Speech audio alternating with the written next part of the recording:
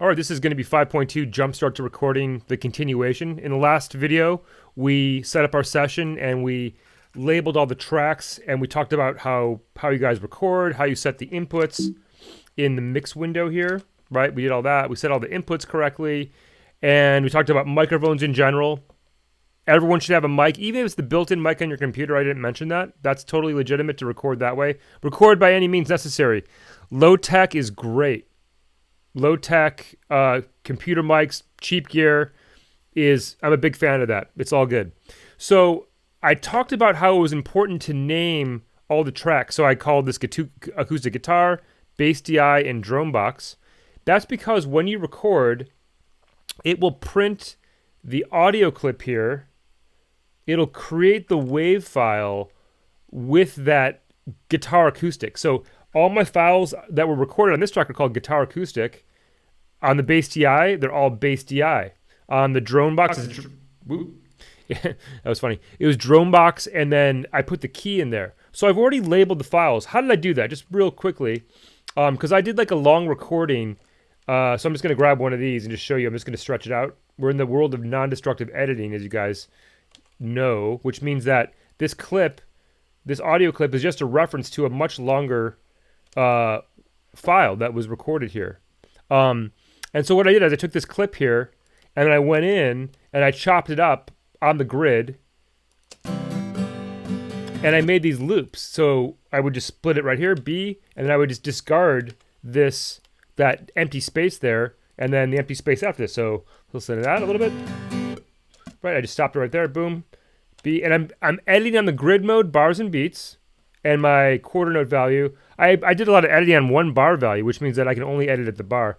But some of the times I needed the quarter note, so that works great. So then I would just delete that excess. Then I have a little loop here. Let's put it in loop playback. You can just test the loop if you want. Just C and G, super cheesy.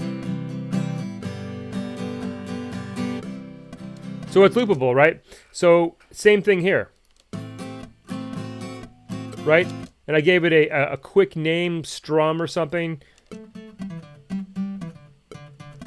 Right, so on and so forth. I would just delete all the space and double click, name the files. This is more of, it's not finger ostinato, it's more of like funky solo or something. So I would just give it like, I would give it a descriptive name here, guitar acoustic, so you know what the instrument is, and then maybe some other descriptive name. I'm naming the audio clip now, right? So the idea with all this is that you're editing these, if it's musical, then you're going to make them into nice loops so that we bring it into the session. We're using, everyone's agreeing on 4/4, 120 beats per minute, and either the key of A minor or C major. If you don't do that, that's fine. Like if you don't know what that means, just play whatever you feel comfortable playing. But try to keep it to that tempo of 120 beats per minute because that'll make it easier for us to line up stuff. So that's if you're making a musical approach to this. However, you could go totally sound design. And what that means is that you just find objects around your house, such as I have a water bottle sitting here, right? So I can record that. I could record that. I could record all these different variations of the sound. So you have to use your imagination with some of this stuff. So pick up household objects, things that, metallic things. You could crumple leaves. You could record any sound. In this example, though, I've just chosen everything, to be bars and beats and musical keys and stuff. So I recorded bass DI, just bass. I recorded some acoustic guitar, and I recorded my drone box here, which is this little thing right here. It's pretty cool. Just to show you, it's worth it. Be patient. I'm going to turn this on.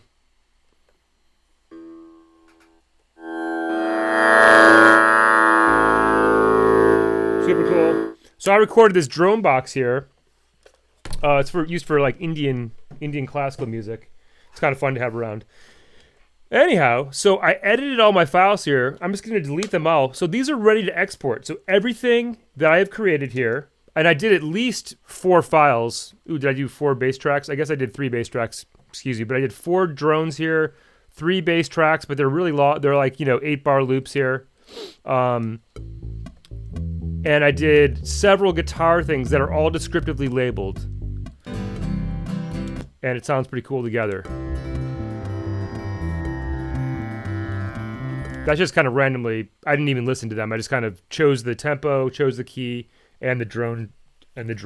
So these are all descriptively labeled. For example, the drone box are called drone box, and the key, right? So you can look at those files and you import them into your session. You know what they are.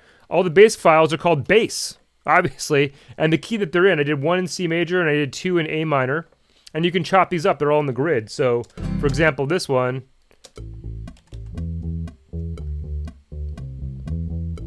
You could just take the first part of that loop, right? So maybe it's like just this part that's loopable.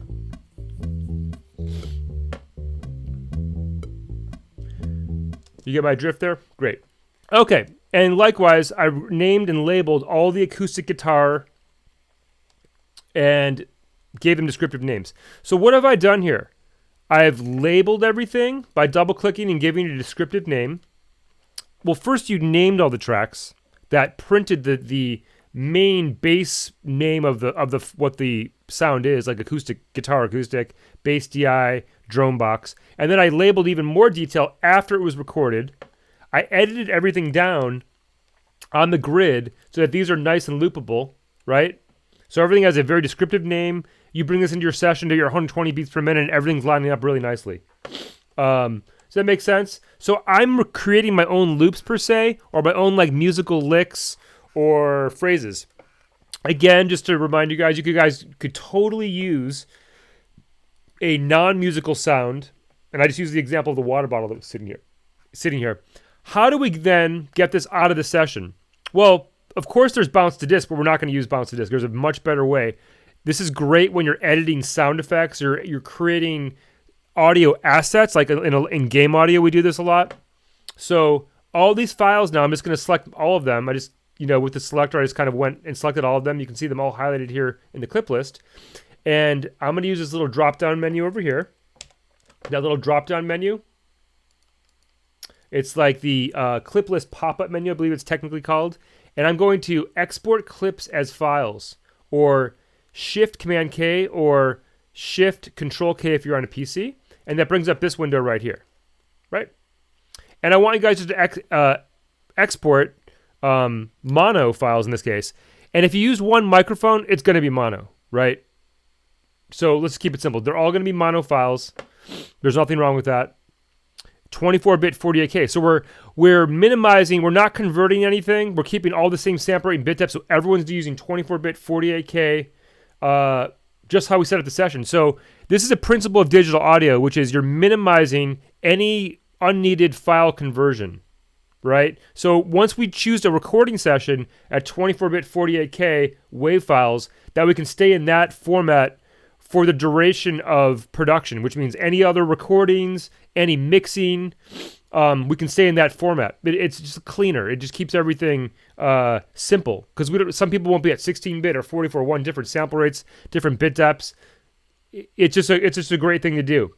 And so I'd recommend doing this if you're doing like a project. So I'm just going to straight up export all the selected files, and I'm going to choose a folder right now. So I was doing some stuff last night, so it's trying to put it in a different folder. Let's navigate to my session folder here, bounce files. I'm just going to choose in the bounce files. There we go. And export. And voila, boom. It just like duplicates all those files super fast into another folder. Let's go check it out.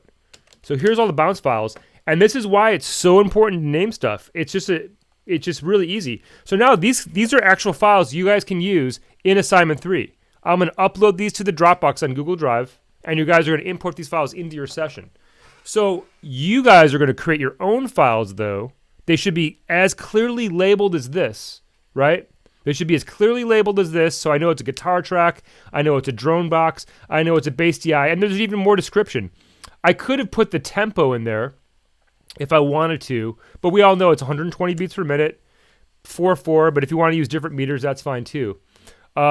Great, so that's where we are with this, and I am going to show you how to hand this in. So I'm at the Dropbox right here. I'm in AS3 files. There's nothing in there yet because you guys don't know where to put it, or I haven't told you yet. So here we go. I'm just going to Boom, drag all these in there, and these are going to upload for you guys to use. And here they go. They're going to be for you to use. So you're going to do the exact same process. So in our Dropbox, AS3 files, just hand the files in there. And what we're going to have at the end of this is a bunch of files you recorded that everyone can import, and we'll do the next thing with them. Well, the next thing we're going to do, we're going to import all the files. I recommend you import all the files and into your session. And then you're going to make your own arrangement. So if we think back to assignment 1 where we just imported a bunch of pre-made audio loops, in this assignment we're doing much of the same thing with some more requirements, but you're going to take this material we recorded and import that into your session. One last thing here, look at my levels here. I think a good rule of thumb, and if I double click on the zoom tool, it brings everything back to the default. So I know you can inflate the waveform so it looks like it's clipping, or it might be really weak like that. Double click on the zoom tool. It brings every clip into view and gives you the default vertical zoom as well. I think a good rule of thumb, visually speaking, is I like the waveform to be approximately 1/3 of the entire space. So this one's a great strong signal. These are good here. I think I lowered these a little bit. That's a little bit quiet, but it's better to be quiet than approach clipping, right? We're at 24-bit. There's plenty of resolution there. There's no need to record your signal like that. It's just, what happens when you start to mix it is that you just have to turn it down. So record your audio clips about 1/3 of the way. And also, if you needed a reference, I would make, from a meter here, if you saw the signal coming in, I'd probably go about in this yellow area. Don't go above 6 dB, right? So about -12 is a good level to be at for recording if you want like a dB less level. 0 being clipping. 0 would be the loudest as possible before clipping. So that's my little tidbit on that. So that'll get you started in this first assignment. And then once all these are uploaded, then we will bring them into our own session, and then you'll start to edit. You'll make your own arrangement of this session.